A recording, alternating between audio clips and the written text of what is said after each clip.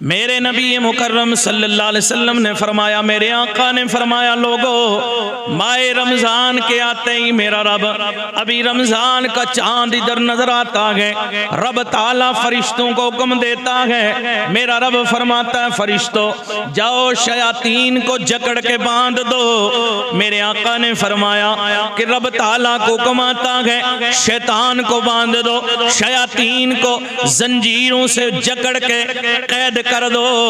पूरा माह रमजान शयातीन बंदे रहते गए।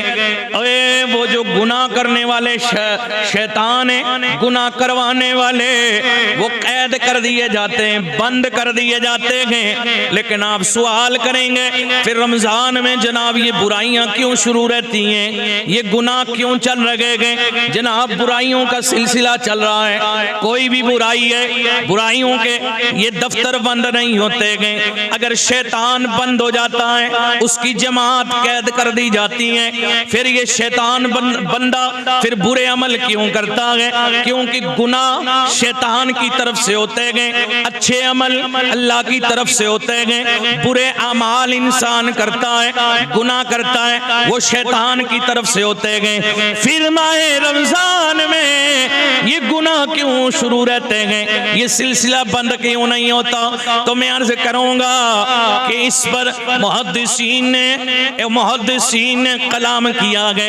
वो कहते हैं लोगों, इंसान जो 11 महीने शैतान की ताबेदारी में गुजारता है, शैतान की फरमाबरदारी में गुजारता है, गुनाहों में मुलविस रहता है, फिर 1 महीना शैतान तो दूर हो जाता है, लेकिन वो शैतान की बनाई हुई फितरत, वो आदत ऑटोमेटिक 1 महीना काम करती रहती है। जब तक इंसान खुद ना चाहे बुराइयों से नहीं रुक सकता है, लोगों नेकियों में दिल नहीं लगता है। जब तक अंदर की दुनिया साफ ना हो जाए, अंदर का दिल साफ ना हो जाए, हमारा जाहिर भी पाक हो, बातिन भी पाक हो। जब तक बातिन पाक नहीं होगा, जाहिर में हम कपड़े लगा लें, साफ सुथरे गुस्ल भी दे लें, हम जनाब वाला गुस्ल करके आ जाएं, साफ सुथरे कपड़े लगा लें, खुशबुएं लगा लें, बड़े अच्छे तरीके से हमारी टोर हो, लेकिन लोगों अल्लाह के यहाँ जब तक बातिन पाक नहीं होगा, इबादत में मजा नहीं आएगा, जिक्र में मजा नहीं आएगा, रमजान के रोजे रखने में मजा नहीं आएगा। और अंदर की दुनिया को भी पाक कर लो, तज़किया नफ्स कर लो, और आओ ना अपने नफ्स को कंट्रोल करें, नफ्सी ख्वाहिशात को मार डालें। हजरत सैयदना ज़ुन्नून मिस्री रज़ी अल्लाह तआला अन्हु, आपकी बात मुझे याद आई।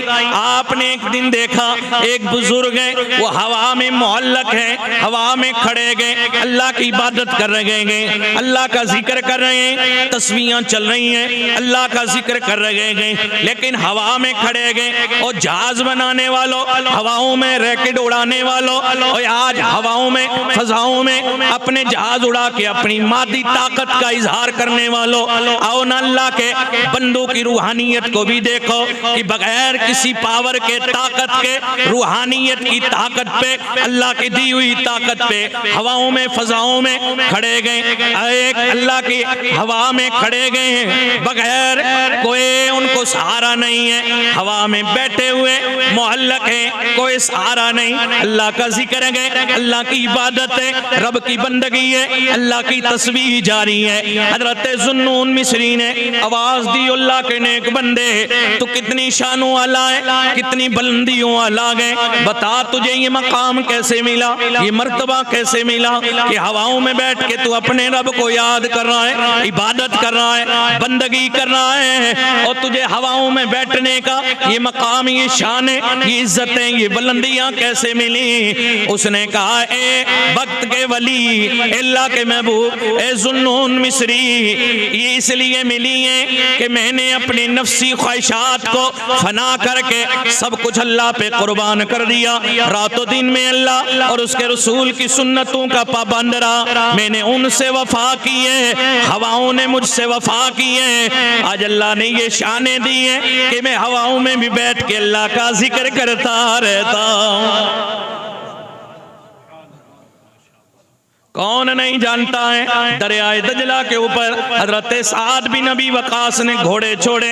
हजरत उमर फारूक आदम के हुक्म से आप जब ईरान फतह करने के लिए उस दरियाए दजला के ऊपर अपने सिपाहियों को लेके खड़े हुए, बीच में दरियाए दजला है, उधर ईरान है, ईरान फतह करना है। लोगों, इन मेरे नबी के गुलाम खड़े हुए, कहने लगे बीच में दरिया है, उधर ईरान के जितने भी जनाबे वाला दुश्मन इस्लाम है अपने नेज़े लेके खड़े गए, तलवारें लेके खड़े गए, तीर कमान में लिए बिल्कुल निशाना बनाए हुए दरिया दजला के किनारे मोर्चे बना के खड़े गए और कहते गए उनके बादशाह को हुक्म है, ये मुसलमान है, कमजोर है, इनके पास कुछ सामान नहीं है, ये तैर नहीं सकते, कश्तियां इनके पास नहीं है, ये इतना बड़ा दरियाए दजला कैसे पार करेंगे?